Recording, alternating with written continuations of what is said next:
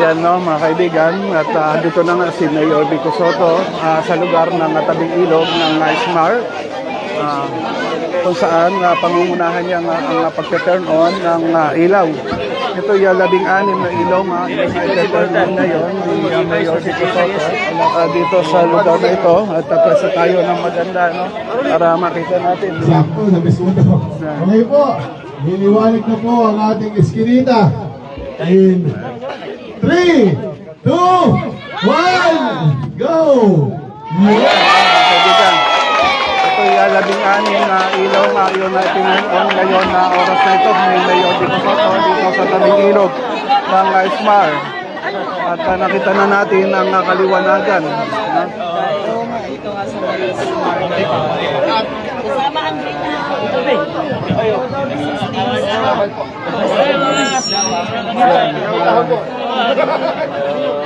Nakikita na nga rin natin dito yung mga barangay captain, itong barangay captain at city councilor sa lugar na ito.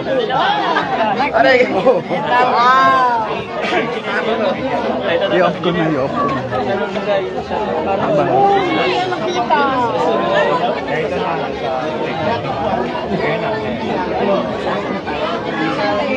Mali, mali.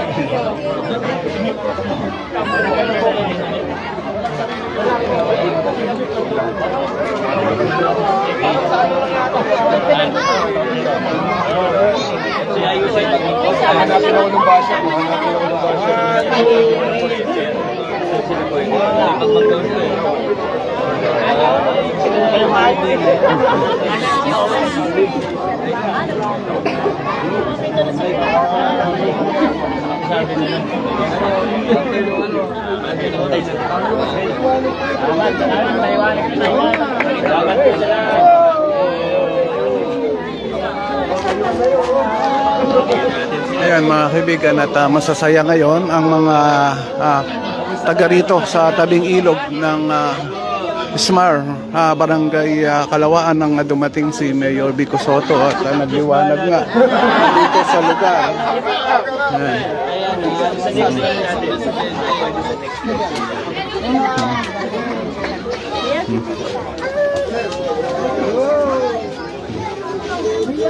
Yan, at makikita natin yung dami ng mga tao dito, no? At talagang itong lugar ng tabing ilog na Smart na ito ay marami talagang mga naninirahan dito, no? At kailangan nga talagang maisayos ito dahil liwanag na ang dito ay napakadilim ng mga napakadilim dito sa lugar na ito ngayon, nagliwanag na. Yan, doon sa mga viewers natin, maraming salamat po, no? At sorry, doon sa mga gustong mag-comment, mag-comment lang po para ma-shoutout ko kayo. At ayan, mabati na rin ng advance Merry Christmas. Ayan. Ayun, at mga kaibigan, dito nga babaybayin pa rin ni Mayor Vico Sotto itong kahabaan, itong tabing ilog.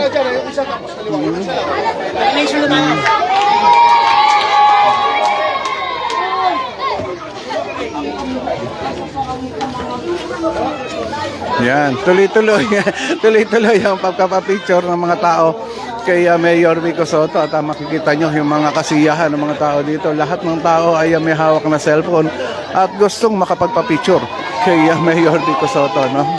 O, dyan tayo. Yan.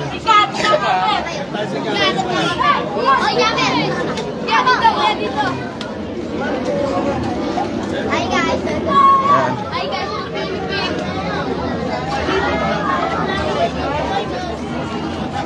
Kanina umaga kasama rin tayo ni Mayor Vico Sotto doon sa Pasig Mega Market, at kung saan nga doon yung Oplan Kayusan, talaga naman nakita natin yung pagsasaayos ng mga drainage doon, at talagang dumalo rin dumalo rin ang MMDA kanilang umaga nang dumating si Mayor Vico Sotto doon sa palengke. Ayan, at yung mga taga rito nga kaya nasasaya. Nino.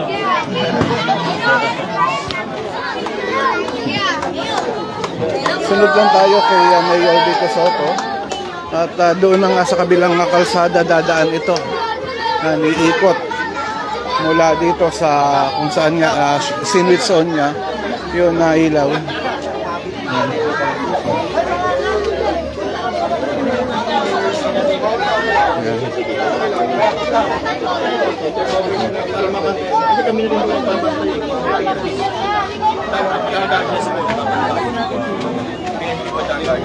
Nakausap ngayon ni Mayor Vico Soto ang barangay captain ng barangay Kalawaan na si Cap Jessica Viola.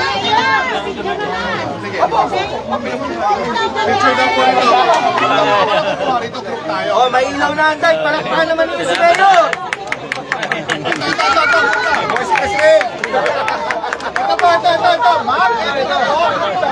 Ayan, tumabi na, no? Tinabihan na nga ni Mayor Vico Soto.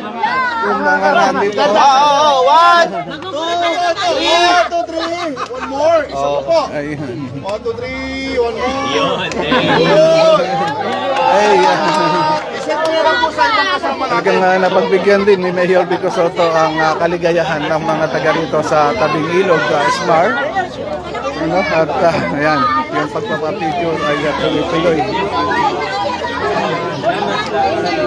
Laglagin na ng mga pandi ng mga taga-Ismar. Ayun, kakamustahin na rin ni Mayor Vico Soto yung mga taga rito, ano? Yung sa bandang dulo. Ayan, nilapitan na rin ni Mayor Vico Soto yung mga taga rito. Babalik din po tayo doon. Babalik.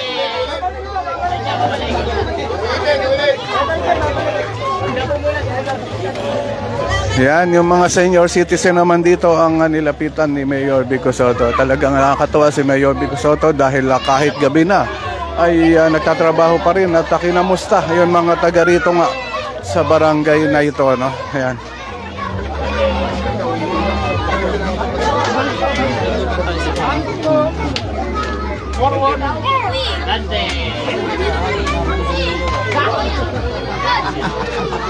Ito yung kaganapan na dito sa oras na ito. Ang kaibigan, napakarami ng mga tao na talagang naglabasan ng kani-kanilang mga bahay para makita nga ang pagdating ni Mayor Vico Soto dito sa lugar ng tabing ilog ng Smar.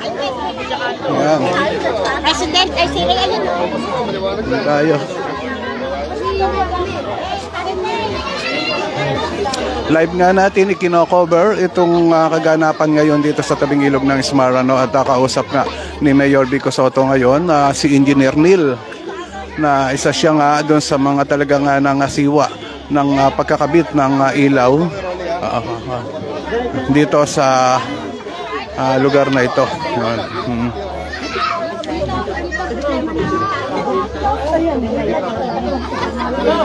Ayan. Talagang masasaya yung mga taga rito ngayon sa lugar ng tabing ilog na ito. Nagliwanag din, kagaya kanina narinig ko nga yun ang sigaw ng isang tao. Salamat Mayor Vico Soto at nagliwanag na itong tabing ilog ng Smar. Ayan. Kay Solar, ano, grande, ano to? Solaris, grande. Kapag ganito ang bawat mayor, ang sarap bumoto. God bless Mayor. Yun ang comment. Maraming salamat po sa inyo and shoutout sa pamilya nyo, Solaris. Ayun, grande. Nakaibigan at ayan, papasok na nga doon sa isang iskinita si Mayor at ayan ay papaalis na rin, ano? So hanggang dito na lang itong ano natin, pagpa-video sa kanya, ano, dahil masikip na masyado doon, no? At mag-interview tayo ng mga taga rito. Ayan, nagpapaalam na si Mayor Vico Soto.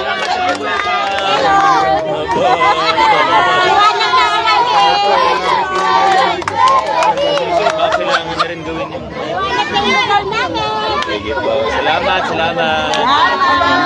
Thank you. Yan. Yan, masayang masaya si Mayor Vico Soto dahil nakita niya ngayon mga tao na talagang sinalubong siya. Ito, mag-interview tayo ng mga Kanina ka pa hinahanap eh. Ano tayo? Ito siya, yung vice namin. Mag-interview. Yan po yung vice namin. Ito po, magandang gabi po sa inyo. Kamusta po ang pagpunta ni Mayor Vico Soto? Magandang gabi po. Kami po ay lubos nagpapasalamat sa pinagkaloob ni Mayor na pailaw dito sa amin sapagkat ito po talagang area na to napakadilim. Eh ngayon po, tingnan nyo naman po, napakaliwanag na. Kaya lubos po ang pasasalamat namin sa ating butihing Mayor. At ganito po ang nangyari dito sa lugar namin. Napakaganda na po, napakaliwanag, napakalinis. Kulang na lang po, CCTV.